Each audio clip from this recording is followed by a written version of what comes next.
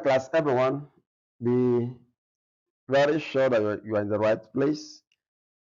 First of all, we want to again let you know that you can always send your feedback, send your queries where necessary, either through the comment section or you can get in touch with the course facilitator in person.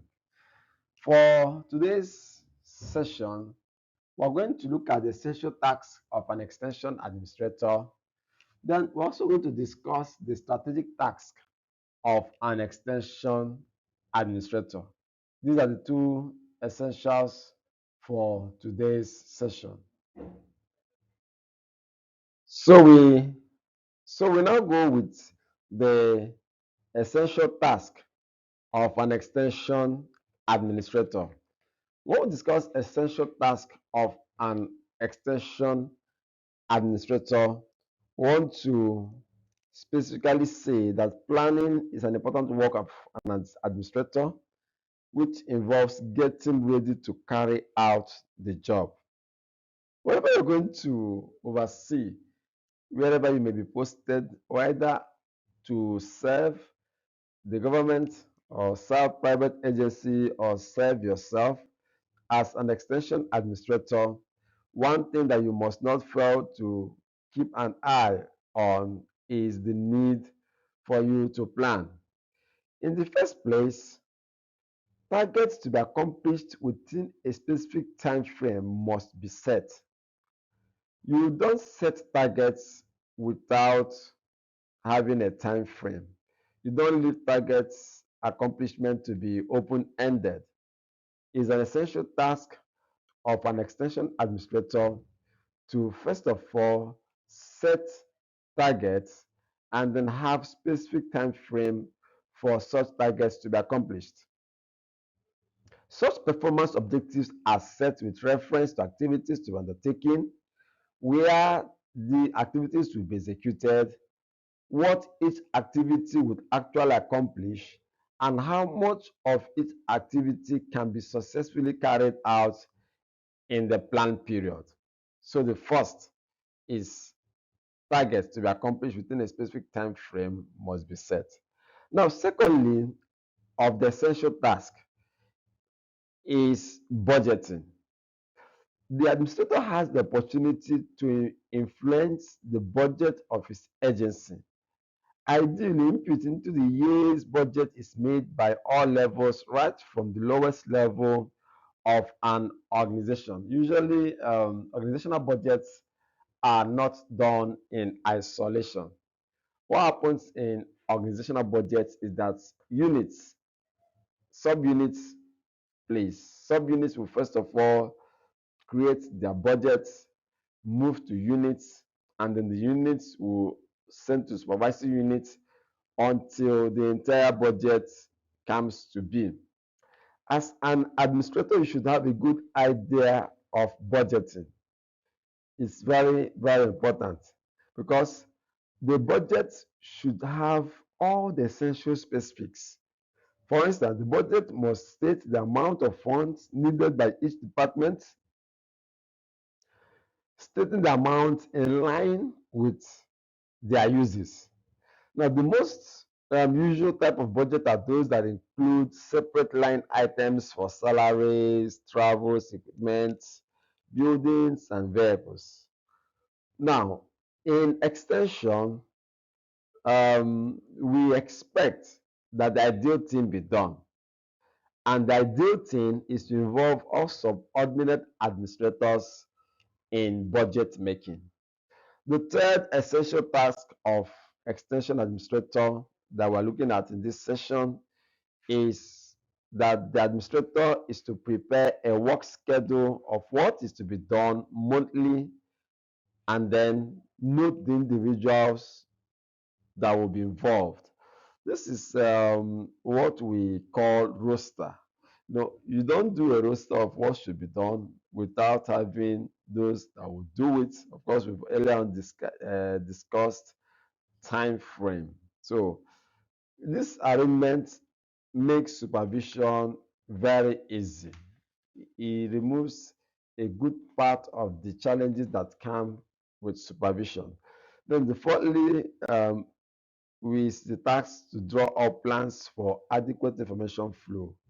An extension administrator must be up to date on events in the organization and within the society.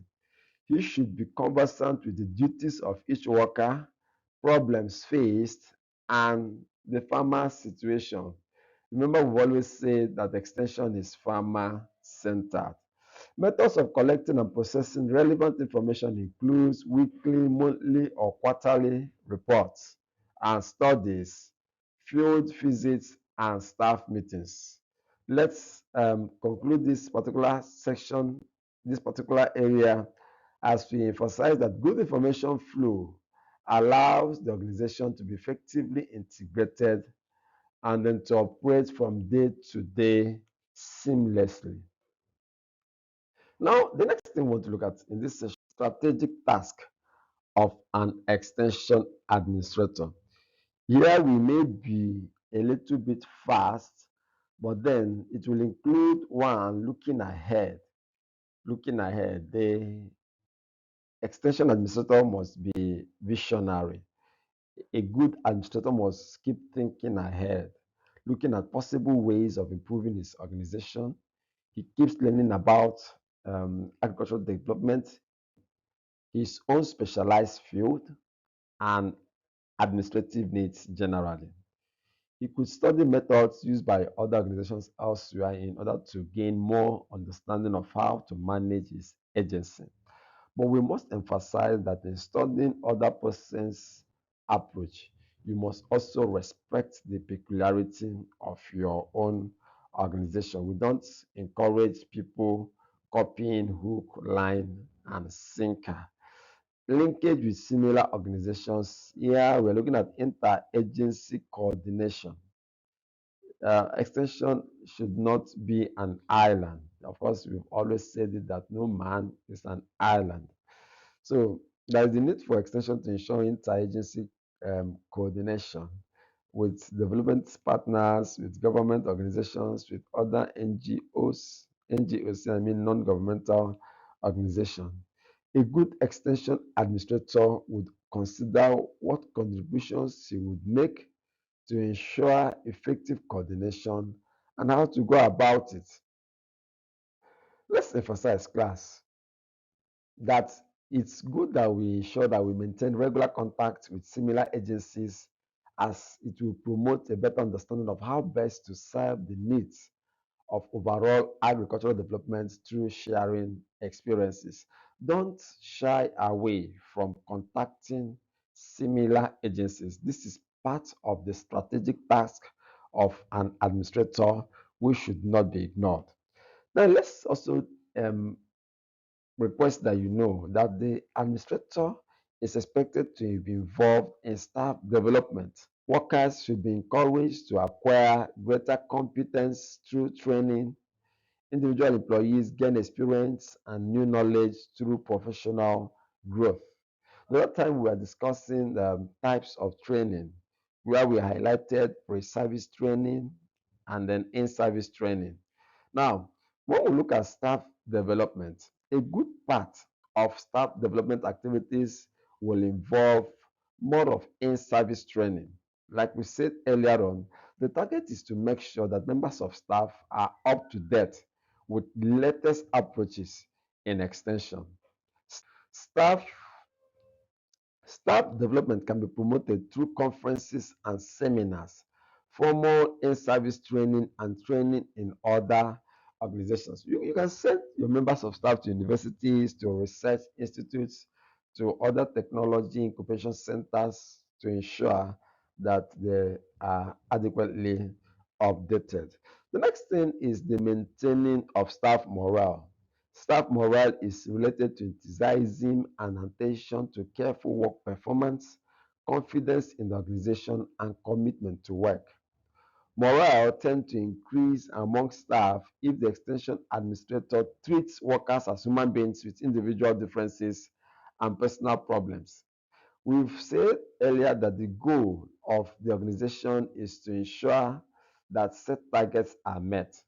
But here we want to emphasize that in making effort to attain set goals, set ensure that the welfare of individual members are not ignored. And like we said here, individual individuals are different. Individuals are different with personal problems. So one rule may not fix it all. One approach may not fix it all. So the administrator must ensure that each member of staff is well understood to the best of his knowledge, to the point of knowing their challenges and then finding a way to share in whatever experiences they may be going through. To increase staff morale, we would encourage extension administrators to apply such techniques as ensuring regular staff promotion, regular payment of salaries, clear definition of work responsibilities, ensuring participatory administration, boosting staff according to areas of specialization. Again, we say that a good administrator should avoid personal favoritism and delays in making decisions. Nepotism has a negative impact on organizations. Therefore, the extension administrator should not employ family members. Throw your organization open to absorb as many qualified persons as possible. That's where we end this particular section